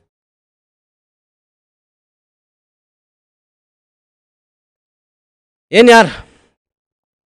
zay ny amin'iny fa iresaka loha hevitra hafa isika. Sodra betsaka faly a, iresaka loha hevitra hafa isika zay nandeha tamin'ny faran'ny herinandro lasiny a. Ramatoa Kristina Razanamahasoa filohan'ny antenimieram-pirenena zay nahazo fanasana tany ampitan-dranomasina tany. De ity le izy faly, le fanasana zany alefatsika amin'ny faly aloha zany reo firenena zay niatrika an'izay fanasana zay, rasy vetivety lefatsika le izy mankany faly de sa efa ao le izy faly azafady, le firenena zay niatrika an'le fanasana zay nataony atao anatin'ireo firenena ao anatin'ilay manana antenimieram-pirenena zany, maromaro no ao anatin'izay. Raha ohatra le izy tsy any amin'ny faly de ity alefako ity vetivety faly ity zany de vetivety aloha alefa mifaly amintsika eto le izy, de hotononiko iny izy faly raha azo atao de toy zao sy toy zao zany le antony le fionana ty faly voilà. Tamin'ny faran'ny herinandro teo Ramatoa Kristina Razanamahasoa zany zay filohan'ny antenimieram-pirenena no niatrika zay fivorian'izay. Meksika, Kambodja, Espagne, Quebec, Sao Tomé, Saint-Christophe et Neves, de Angola, Slovenia, Monaco, Tanzanie, République tchèque, Allemagne, Bahamas, Albanie, Afrique du Sud, Lituanie, Belgique, Kiribati, Mozambique, Indonésie, Malawi, Madagascar, Rwanda, Bangladesh. Reo zany no firenena niatrika an'ilay fionana zany zay nitanterahana tany ampitan-dranomasina tany. De ity le izy sommet mondial des présidentes d'assemblée ozy izy c'était ce soir mardi zany demain zany tamin'ny Paris le izy zany de reo présidente zany indrindrindra moa satria raha ny fantatra de zao 450 zany no firenena zay vehivavy no filohan'ny antenimieram-pirenena eto ambonin'ny tany. Manodidididina amin'ny amanjatony ihany firenena voasoratra anarana ao anatin'ny firenena mikambana, fa ho an'ny manana an'izay hoe vehivavy no mpitarika izay zany dia 450 eo no isan'ireo firenena, dia anisan'izany niatrika an'io sommet mondial des présidentes d'assemblée io isika zany. De 25 présidentes d'assemblée ozy izy de tous les continents participeront à cet événement. Zany hoe 5 présidente ny assemblée zay ato amin'ny continenta eto ambonin'ny tany no niatrika anty lanonana ity zany. De izy ireo dia nandany ny réforme na constitution zany zay ao anatin'izay liberté de recourir zany ao anatin'le IVG. Zay moa zany tena nydinihana tany zany, fa nahafahan'izy ireo zany satria mifanindry tamin'ny andron'ny vehivavy izy ity, nanao partage ny fomba fijerin'izy ireo manoloana ny zava-misy eto ambonin'ny tany zany. De iny fomba fijerin zareo iny zany efa nentina teto raha ny resaka IVG zany fa adevitra be, tsika tsy miditra am'izay satria efa adevitra close iny teto amintsika moa zany, fa nandraisana anjara le izy tany ivelany tany, fa zavatra goavambe tao anatin'ity adevitra ty de zao eo aloha le fivoriana, fa nandritra an'le fotoam-pivoriana dia nahafahan Ramatoa Kristina Razanamahasoa zany nitsidika niaona ny fampiresaka tamin'ny filoha frantsay Emmanuel Macron, zava-dehibe mihitsy an'izay. Amin'ny lafiny ara-diplomatika zany de manandanja ny amin'ny hoe lehibe n'androm-panjakana miaona amina lehibe n'androm-panjakana zay filohan'ny repoblika any amin'ny tany matanjaka. De ity sary ity zao tena sary tena zana merimerina nijery an'ity sary ity mihitsy ny sarin'ny Ramatoa Kristina Razanamahasoa manao selfie amin'ny président Emmanuel Macron. de rehefa mijery an'ity sary ty ohatra misy complicité tsara mihitsy zany le Ramatoa Christine Razanamahasoa présidente-ny Assemblée nationale sy ngah Emmanuel Macron. De raha mijery an'ity sary ty ihany koa satria amin'ny Frantsa le fivoriana natao de ahitana taratra tsara mihitsy ny fifandraisan-tanana ny fifankahazoana am-po eo amin'ny Emmanuel Macron zany sy Ramatoa Christine Razanamahasoa. Satria tena sarotra ny ahazona n'izao sary zao ary raha possible afaly de misy sariny Madame Christine Razanamahasoa sy Brigitte Macron any mandehandeha any mety tsy lasa lena tsiboka any afaly izy. Zany hoe rehefa jerena zany dia amin'ny lafiny ara-diplomatika misy fifanakaikezana zany lay filohan'ny anteny miaram-pirenena sy lay filoha frantsay ary tsy azo heverina ho mandehandeha ho azy lafin-javatra tahaka izany satria tsy ny rehetra no mahazo fihaonana manokana amin'ny filoha frantsay zay filoha ngezabe amina firenena any Europa amin'ny firenena tandrefana. De tsaroko sy miverina amin'ny saiko tampoka rehefa mahita an'ity sary ty aho indrindra ny fihaonan'ny filoha frantsay sy Ramatoa Christine Razanamahasoa de miverina atao anatin'ny saiko le fanehoan-kevitra nataon'Andriamatoa Fleury Rakotomalala mpanao gazety monina any ampitan-dranomasina tsaroko tam'izay tany amin'ny volana novambra tany fiandohandohan'ny volana novambra tany ny teny Fleury Rakotomalala fozy izy na de ho lany eo azy ngarajoelona dia tsy ho raisy ny filoha frantsay mihitsy fa mbola isy lehibe n'androm-panjakana aloha no ho raisiny. Rehefa nare an'izay de hoe hoe mba normal ve zany faneho-kevitra zany mba azo eritreretina ve zany fa iny zany no vaovao iny.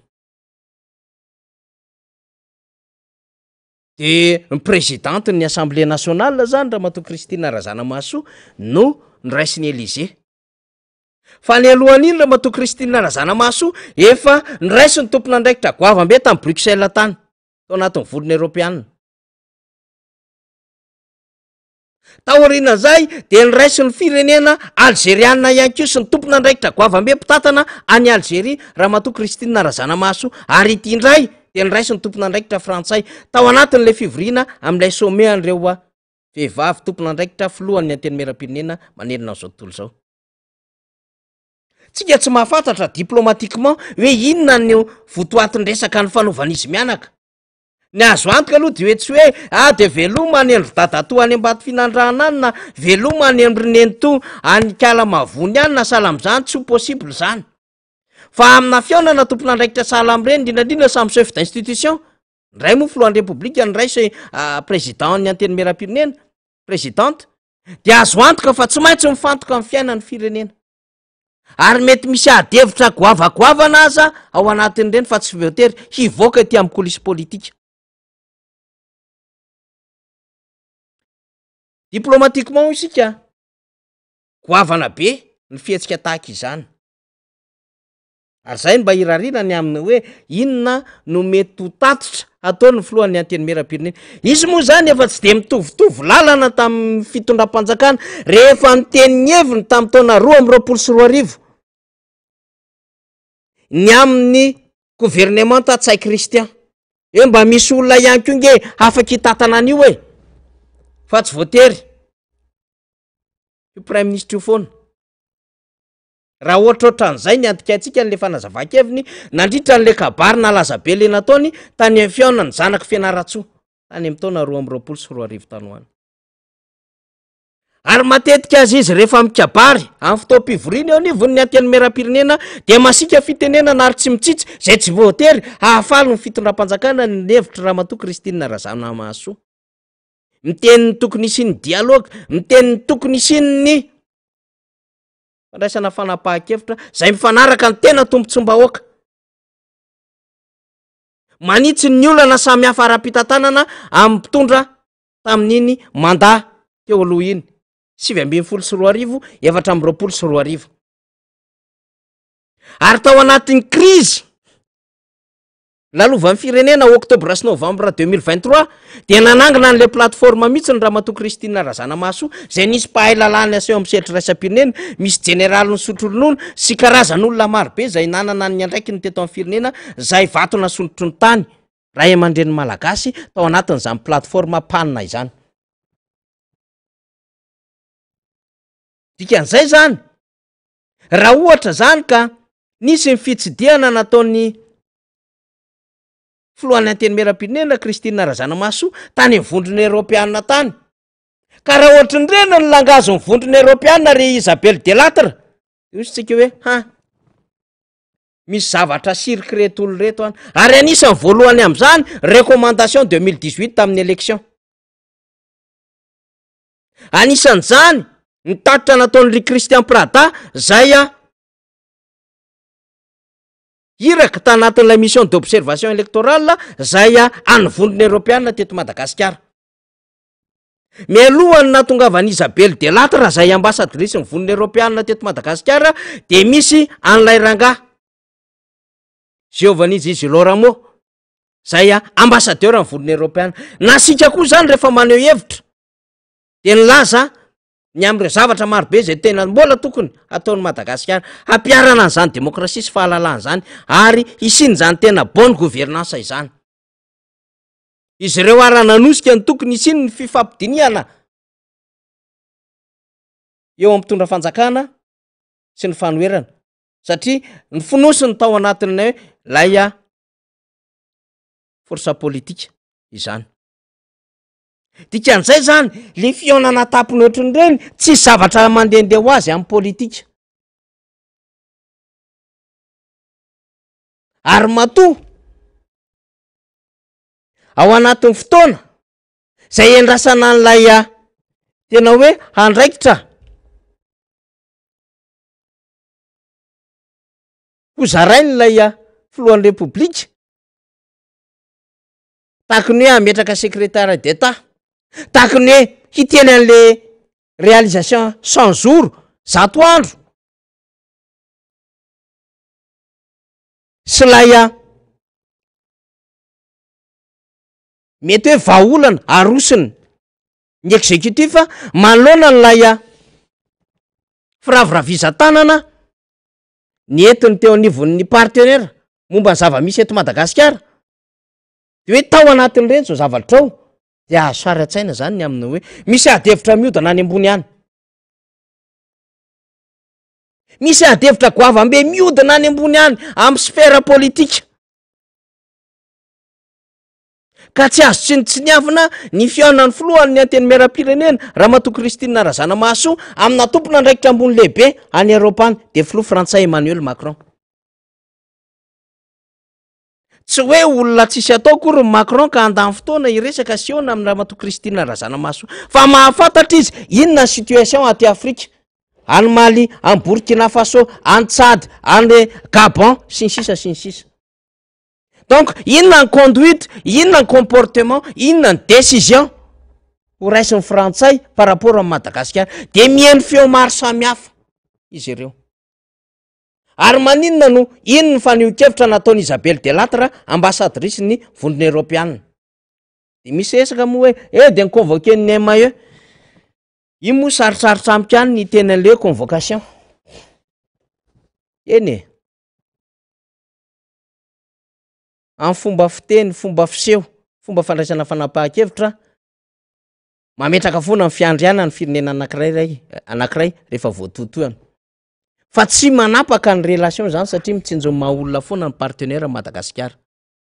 De ataontsika ny partenaire Madagasikara satria malagasy sy eto Madagasikara tsika miresaka. Mitsinjony maha olona foana reo. Fa eo amin'ny lafiny ara-diplomatique hoy dia manan-danja zany. Inona ara zany ny fihetsika, satria zay mety manitikitika ny sainy rehetra, inona mety ho fihetsika sy fiteny sy langazy ataony mpitondra fanjakana amin'izao fotoana zao Ramatoa Kristina Razanamahasoa? Mety hahafaly an'izy ireo ve iny zavatra iny? Satria toa tsy nisy tompona andraikitra. Zay solotena amin'ny Malagasy amin'ny mahasovoa Madagasikara miara-dalana taminazy. Hahafaly an'izy ireo ve ireny fihetsika ireny? Hamme tombony an'izy ireo ve ny zavatra nresahndra mato Kristina razana maso tao. Fantanina mipetraka zany resantsika zany. Mety amin'ny rariny amin'ny fitondram-panjakana amin'ny zavatra ataony ve ny fietsika natondra mato Kristina razana maso samby faloatra amin'izany tanteraka. Tsy mbola afaka mamaly izany isika. Zavatra telo mbe ao an-tsaina avy hatrany. Tsy hoe efa zokonjokona araka ny fitenin'ny sasany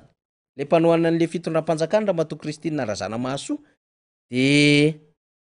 hisitaka amin'ny politika fa fotoana zao matoa iny chef d'institution iny mandehandeha eo amin'ny sehatry raisam-pirenena ary rehefa jirihana daholo ny sary izy miara-maka sary amin'ny Brigitte Macron vadin'ny filoha frantsay izy tena mifanakaiky sy miara-maka sary tena ohatrany tsisy elanelana amin'ny Emmanuel Macron sy fifamilana ohatrany hoe ray aman-dreny sy zanaka de io isika hoe tena misy zavatra ho avambe miodina any ambadika any. Asa zao moa anatin'ny fihetsiketsehana daholo ny firotsahako fidina eo izy ireo kandidana kandidaty mbola manam-pikasany irotsaka ao amin'ny distrika Anambady Finandrahana ve raha mato Kristina razana maso tsy fantatsika zany. Ary raha manam-pikasany irotsaka mety tsy irotsaka amin'ny alalan'ny vovonana miara-dia amin'ny fitondram-panjakana na ny RD na ny Irmara na ny UPAR fa mety amin'ny endriny hafa satria tsy tombony ho an'ny mpiara-dia amin'ny fitondram-panjakana no hanohana any Ramatoa Kristina razana maso ho député an'izy ireo indray any Ambady Finandrahana satria manelingelina amin'ny politikany Ramatoa Kristina razana maso. Fa raha mandeha amin'ny anarany tenany koa nefa Ramatoa Kristina razana maso de mbola manana force politika tsy azo laisina ary tsy azo kitikitiana ao Ambady Finandrahana ka mety ho kandidaty ve izy tsy mbola fantatsika zany. Raha tsy izay inona ny préparation politika ao ambadika zao fivoahana sy diplomasia avoleta entin Ramatoa Kristina razana maso zao. Asa ho an'ny tanàna Antananarivo ve asa amin'ny élection présidentielle ho avy ve asa tsy fantatsika fa apetraka fotsiny zany fanontaniana rehetra zany. Zay ny antony mahatonga amin'ny teny fa manelingelina amin'ny fitondram-panjakana ny fihetsika tahaka ireny. Ka rehefa voelingelina le fitondram-panjakana de ny intérêt zany ny intérêt politika aloha mazava ho azy satria heveriny fa ho adversaire politika zany le Kristina razana maso. Ary heverina ihany koa fa manelingelina ny intérêt économique an'izany satria rehefa tsy eo ane reto fitondram-panjakana reto hoe rava daholy ny construction rehetrarehetra nataon'izy ireo ara ekonomika miaraka tamin'ny ekipany ary de mariny zany ka satria betraka ny zavatra tsy ara-dalàna, betraka ny zavatra potika, betraka ny zavatra zay heverina fa tsy mifanaraka amin'ny fotom-pisainana nametrahana sy nananganana tamin'ny zavatra ataon'reto olona reto. Ka rehefa tsy eo amin'ny fitondrana reto olona reto de manana fotoana hanadiovana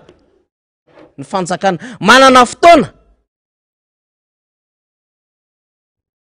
handinihana ny zavatra nataon'izy ireo zay fanjakana andimby azy. Dikan'izay ozy mamotika ny intérêt politika sy intérêt économique ny olona zay mandeha any amin'ny sens hafa hivelan'ny lalana ny an'izy ireo. Ka le filoham-pirenena nanokatra orientation taty amin'ny Émirats Arabes, taty amin'ny Turquie. Filoha Erdogan moa zany de niteny fa tsy handray anjara ntsony amin'ny fitantarana amin'ny firenena tsara manamarika fa raha Erdogan ny resantsika filoha Turquie efa prime ministre izy 2003 ka hatramin'ny 2000 tany hoany taorinan'io izy 12 ans premier ministre dia lasa izy filohan'ny république 10 taona mahery. De mieritreritra zany Erdogan fa hisitaka ara-politika amin'izay fa rehefa hisitaka ara-politika izy de hirotsaka be ny tanàna de mety anao be ny tanàna ny Istanbul izy de mivoatra ny Turquie. tsetsatsetsatsa tsy aritra fotsiny zany resahako zany ohatran'izany ny olona manao politika fa tsy hoe mandra-pahafaty rehefa tsy za de ny zanako na rehefa tsy ny zanako de ny namako mpiaraka amiko akaiky mba hahafahana miaro an'ilay zavatra naorina sy namboarina zay nyteneniko teo intérêt politique sy intérêt économique tsetsatsetsatsa tsy aritra zany teneniko zany ka ny sasany manokatra lalana zany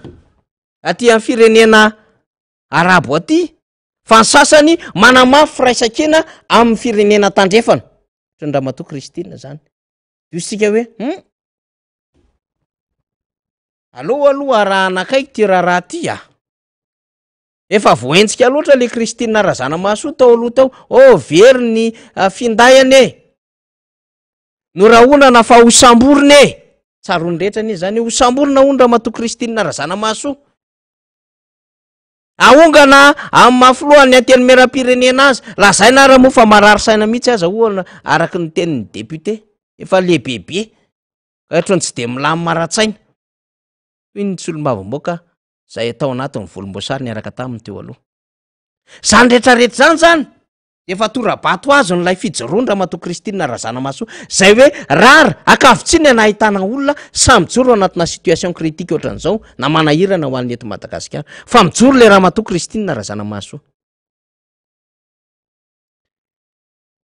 misy faneho-kevitra fohy alefako amitsika fohy io tsy de tena te andefa an'le lavabe satria rehefa tena ninoko le izy intervention na resaka IVG le izy zany de ao anatin'le zavatra mivoriana mihitsy mila kana fotoana mihitsy zany le izy andefasana azy fa ty fomba fanehoany hevitra ty fotsiny mba tiako zaraina amitsika tao anatin'ny fahitalavitra LCP izy naneho hevitra fohy fohy de fohy fa izy sy ny présidente ny Assemblée nationale frantsay no niaraka naneho hevitra tao anatin'ity fandarany ity fa tena mivoaka le sary le hoe tena de charisme politique voaka le sary am'lay hoe tena lay notorité lay chef d'institution mafy ny faneho-kevitra ary mametraka lay tena lanjany vehivavy eo amin'ny andraikitra lehibe eto amin'ny tany sy mifanjakana de hoe tsika ao anatina minitra vitsy sady sotrano de miverina tao anatin'ny fandarana tao arafaly. Bonsoir Yaël Braun-Pivet. Bonsoir. Merci beaucoup d'être sur ce plateau, une fois de plus fidèle à LCP. Et bonsoir Christine Razanamahasoa. Bienvenue sur ce plateau. Vous êtes donc toutes les deux les premières femmes à présider vos parlements respectifs. Alors, est-ce qu'il y a une manière féminine, une manière différente de gouverner, de présider une assemblée parlementaire? Qui veut répondre à la première? Mon invité? Notre invité? Oui, je vous remercie. Vous savez,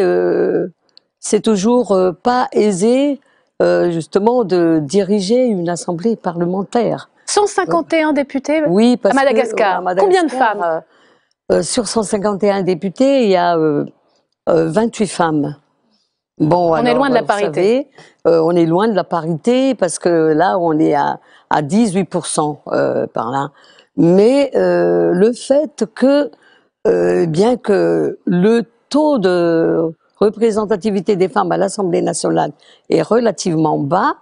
mais ceci n'a pas empêché alors aux députés de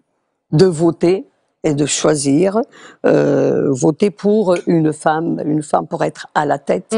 de l'institution, de la représentation. Je suis la première femme, oui, justement, à être présidente de l'Assemblée nationale dans mon pays et que j'ai été élue par une majorité de 100% à l'unanimité. Ah, c'est un plébiscite alors. Oui, j'ai été plébiscitée exactement, si on peut. Et les débats alors à Madagascar, à l'Assemblée, comment se déroulent-ils? Est-ce qu'ils sont aussi volcaniques que dans l'hémicycle du Palais Bourbon? Pas autant. Mais ça dépend du sujet débattu, ça dépend des thèmes. Et puis aussi, ça dépend justement des caractères de chaque député, de leur origine. Parce que s'il y a des députés qui sont d'origine, qui viennent proviennent des régions qui sont qui ont un climat assez bas, ben ils sont beaucoup plus calmes. Là, par exemple, dans la région d'où je viens, c'est une région qui est le plus qui enregistre une température le plus bas dans le pays. Alors dans la majorité. La tempérance vient du climat. Mais ceux qui alors j'avais jamais des entendu régions, ça. Alors où la température, oui, des régions assez comment ça, qui connaissent un canicule, des températures. Alors là, le sang chaud se ressent. Ils sont aussi ah ben ça, je sais pas d'ailleurs si bouillonnant. On pourrait faire la même étude d'ailleurs en fonction des circonscriptions. Christine Razana Massoa, qu'est-ce que vous retenez de ce moment, j'ai envie de dire, de sororité entre présidentes d'assemblée? Est-ce que vous repartez plus forte? Est-ce que vous avez des projets d'action communes? Est-ce que vous allez renouveler l'exercice? Ah oui, hein, moi, quand je suis arrivée il y a 2 jours, mon état d'esprit n'est pas le même que celui d'aujourd'hui, après notre déclaration commune, l'engagement commun de ces femmes pour se donner la main et gagner en force dans ce combat, ce noble combat. Parce que vous savez, si la population mondiale est composée d'une majorité de femmes, ben, il est vraiment souhaitable. Et on peut lancer le défi que si les femmes, la représentation des femmes, si on atteint cette parité, les femmes peuvent changer le monde. Oui. Je crois que vous avez parlé accès à l'éducation, oui, madame notamment. la présidente de l'Assemblée nationale française, je vous félicite de votre qualité. Oui, de fédérateur. Vous êtes une fédératrice et en même temps, c'est une grande première, ce sommet mondial des femmes parlementaires. Ia. Mila jejejo zany ianareo vehivavy malagasy. Ianareo zany satria zay nge lehilahy. Ohatran'ireny ny fomba faneho-kevitra ataon'Ramatoa Christine Razana Mahasoa ary matoa nahazo plateau ngeza be miaraka amin'ny présidenteny Assemblée nationale frantsay. Fafatatsika ve eo amin'ny sehatra iraisam-pirenena fa arena ihany koa ny olona. Ary ray amin'izany zany Ramatoa Christine Razana Mahasoa nanahitra be izy de teo amin'ireny sombony ireny zany nitapahantsika zany ny amin'ny hoe izy ndray no manome voninkazo an'ilay présidenteny Assemblée nationale frantsay hoe tena fédératrice.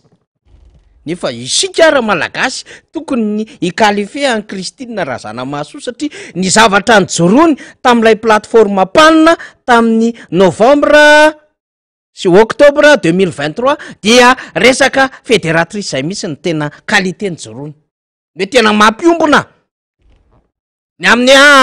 tsy mbola mafeny fepetra io fifidianana io fandao aloha direvana tsara zay sehatra rehetra ahafahantsika tsy ho tonga any amina resaka ady atrano sy mety ho fahampitehan'ny firenena. Zany hoe mampiombona. Fa tsy mampisaraka zany fanio-kevitra zany. Mba hisorohana ny zava-doza mety hitranga amin'ny firenena. Averiko manko zay fanio-kevitra zay. Satria marina fa izy de anisan'ny nametraka teo tamin'ilay filohan'ny anteny miram-pirenena frantsay hoe tena mahafinaritra tao anatina fanio-kevitra nataon'ilay filoha amin'ny anteny miram-pirenena frantsay ny amin'ny fijoroana amina engagement sy ny sisa tena fédératrice izy sy ny sisa fa ohatran'izay koa le qualité an'le Christine Razana Mahasoa. Miakatra amina sehatra ambony be ohatrin'ireny zay mampiseho matena hoe goavambe le malagasy. Goavambe lay filohan'ny anteny miram-pirenena. Ary na de vitsivitsy ary ny vehivavy tao anatin'izay anteny miram-pirenena izay. 420 teo angamba nambaran'ny Ramatoa Christine Razana Mahasoa sur 151 dia afaka tsara nampiseho filohan'ny anteny miram-pirenena azy zay voalohany ho an'ny teto Madagasikara. Goavana ny fanio-kevitra tahaka ireny, goavana ny fandraisana andraikitra tahaka ireny. Fa everiko anatin'izany rehetrarehetra izany fa tokony ho saitsainy ny fomba fanaovana politika ny toerana misy an'ity Madagasikara ity eo amin'ny sehatra eran-tany. Tokony ho saitsainy ny fomba fanaovana politika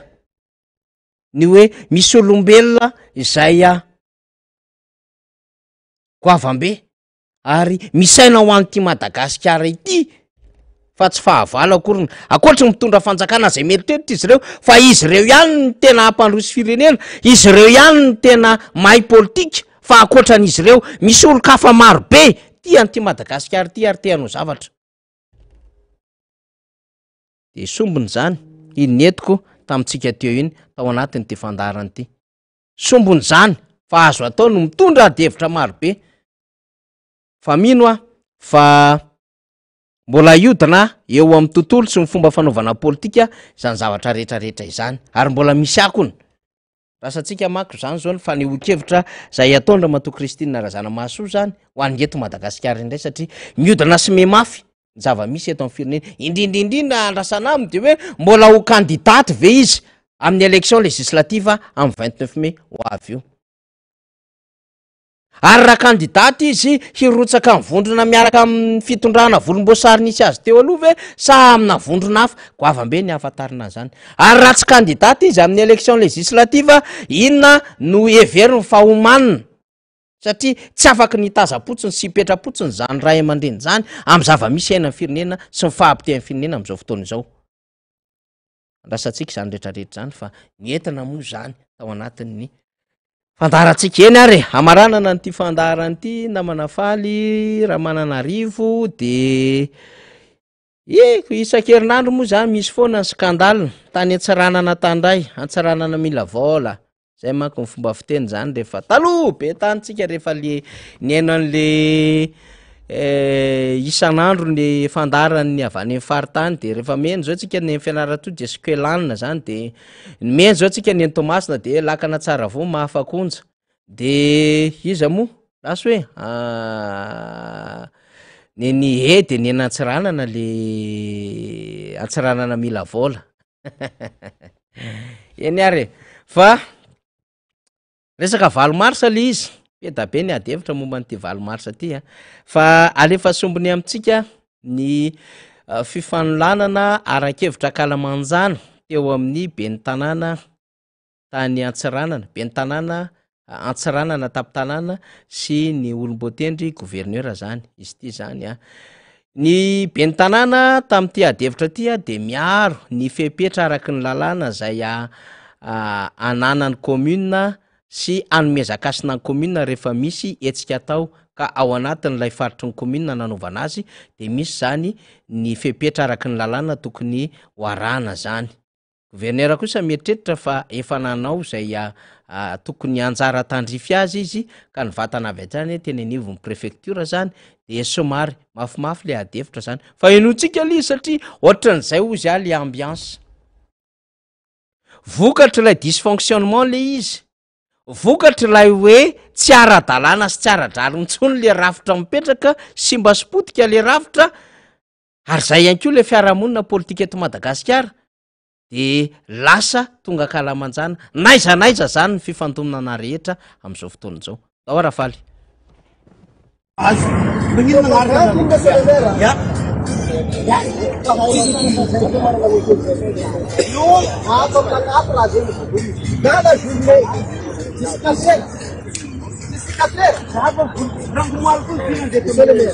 Monsieur le maire, ça ne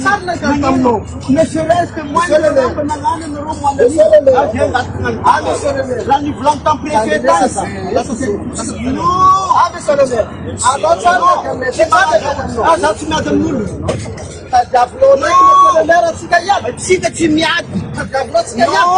non, tout ce qui est légal, faut être administratif, c'est écrit. C'est écrit. Dans la journée, dans la règle, non, tiens bien, non,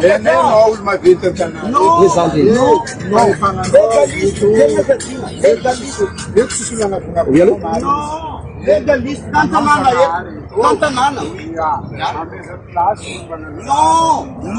attends, menina nós eu te mandar na condição para écrit. Menina nós, entra nós eu canandei. Attends, autorização para écrit. Dita traçabilité là. Monsieur le maire, Attends l'autorisation par écrit, demande d'autorisation. Attends, nakazin po ke. Ah non, non.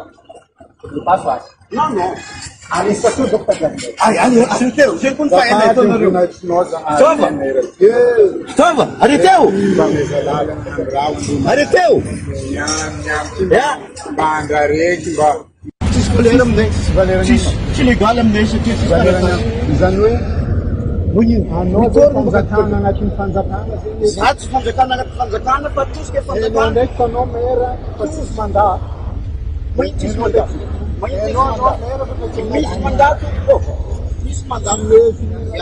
Misy mandato. C'est tonarô. Fa za mera eto, fa volanina aminay mera jusqu'à temps.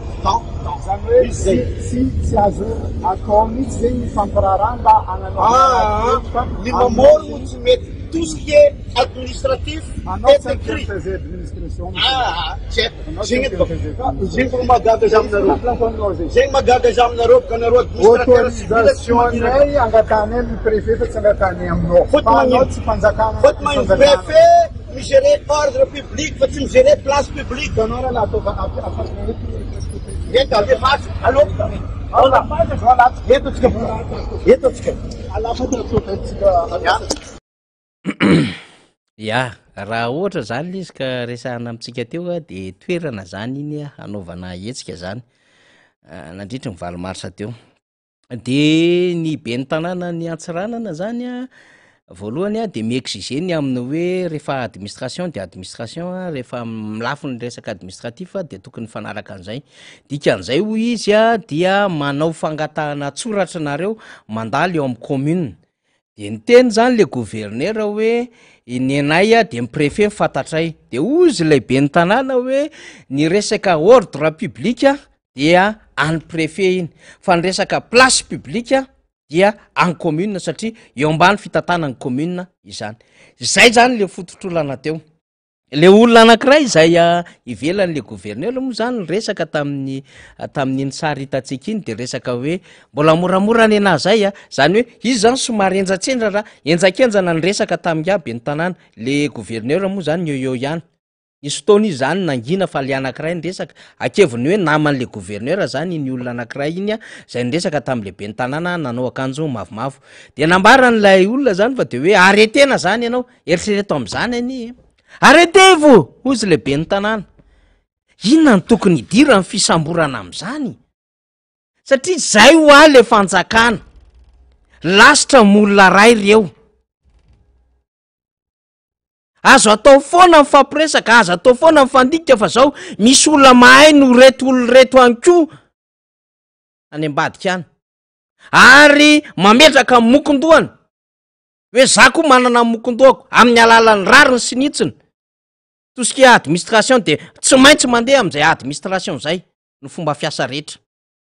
Satria mety ho sarotany am'izany le fitondram-panjakana ka misy traçabilité, misy lalany mazava tsara ny hoe nanao fangatahana. Inona moa zany tsy hanaovana fangatahana ny be ny tanàna raha ohatra ka misy hetsika atao anatin'le tanàna anankiray, zany no ara-dalàna. Zay foana nge mahazo ny antokotima sy ny RMDM isaky manao zavatra. Tsy nanao fangatahana tsy nanao an'izao nareo. Nefa ao anatin'le fanjakana rehefa misy zavatra ataony tsy manao fangatahana zany. Any amin'ilay commune iantefan'ilay toerana. De lasa tonga any amina setrasetra na adevitra le izy. Lasa tonga any amin'le hoe samborone zao hoe sy ny tsisa. Sarotra zany. Lay miaina am'izao fotoana zao satria efa somary simba lay fomba fijoroana sy fanaovana politika eto Madagasikara. Lasa kisetrasetra na hevitra zany. Lasa ohatry ny karazana fampitahorana zany. De lasa miteny hoe fanjakana ao anatina fanjakana zany ianao. Na de tsy zay ara lizy fa hoe ataovy manaraka amina procédure normale ny zavatra ataonareo de zao raha misy toerana tianareo hanaovana hetsika de manaova fangatahana na de tompona ndraiky mpanjakana azy ianareo. Misy lesona be zany ireny zavatra navoakantsika teo reny. Misy lesona hoy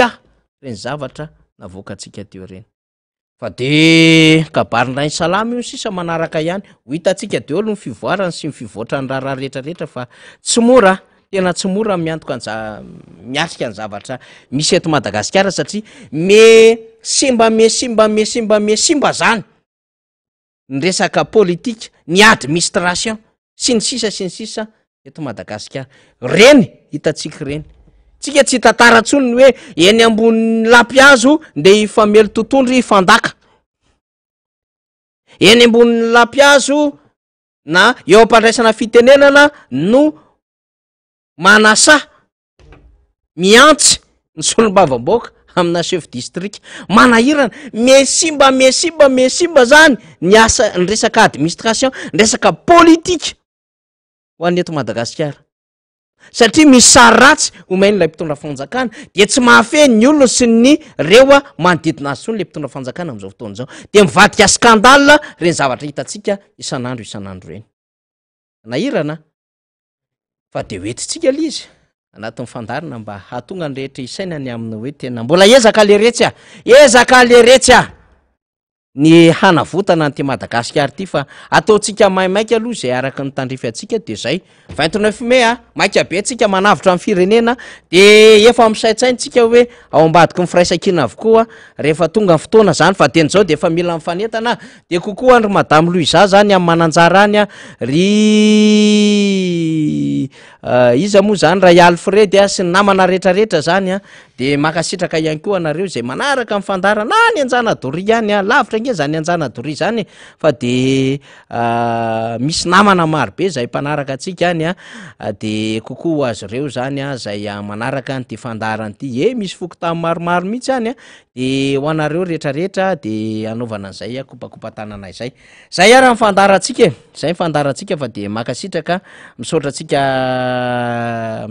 rehetrarehetra zay niaraka taminay tamin'ity fandarana ty zany nandritry ny ora iray sy 7 minitra tsika niaraka de akasitrahany ianao zany raha pitso dia adihevitra hafa aloha hevitra hafa miaraka amina vahiny hafa indray miaraka amintsika zany fa de mirary atsika rehetra zany hanana an'izay hoe tena fahatsiarovatena hitodika ho an'ny tanindrazana zay ary rehefa mivavaka amin'ity androany ity zay taom-baovao malagasy de hoeto ambavaka manokana lay Madagasikara atsika hoeto ambavaka manokana lay vahoaka malagasy mba hahita ny rariny sy ny marina ary mba hiaina am-pilaminana ary mba hahita ny fandrosoany lay Madagasikara atsika hoeto ambavaka manokana reo taranaka malagasy mbola andray fanilo mepita hiaro an'ity Madagasikara ity makasitraka tompolahy makatelina tompovavy.